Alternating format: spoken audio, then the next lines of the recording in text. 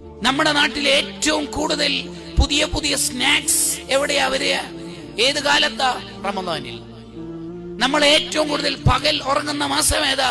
റമദാനിൽ.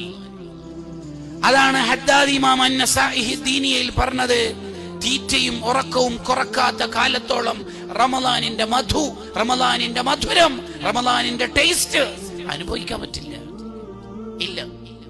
അത്താഴത്തിനും ഇഫ്താറിന്റെയും നേരത്ത് വിഭവസമൃദ്ധമായ ഭക്ഷണങ്ങൾ കൊണ്ട് നിന്റെ വയറ് നിറക്കുന്നുണ്ടെങ്കിൽ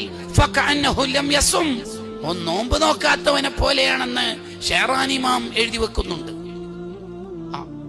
വൈബ് ഇഫ്താറിന്റെയും ബീച്ച് ഇഫ്താറുകളുടെ ഒക്കെ കാലത്ത് നമ്മൾ റമദാനിനെ കളിയാക്കരുത്. റമദാനിലെ കാര്യമായിട്ട് ഇബാദത്ത് ചെയ്തിട്ടില്ലെങ്കിലും റമദാനിനെ പരിഹസിക്കരുത്. അതാണ് അബൂബക്കർ ശിബ്ലി തങ്ങൾ പറഞ്ഞത്, എന്റെ റബ്ബ് ബഹുമാനിച്ച മാസമാണ് റമദാൻ, പിന്നെ എങ്ങനെ ഞാൻ ബഹുമാനിക്കാണ്ടിരിക്കുക? എന്റെ റബ്ബാണ് ഇതിനെ ബഹുമാനിച്ചത്, എന്റെ റബ്ബ് ബഹുമാനിച്ച മാസം ഞാൻ എങ്ങനെ ബഹുമാനിക്കാതിരിക്കുക?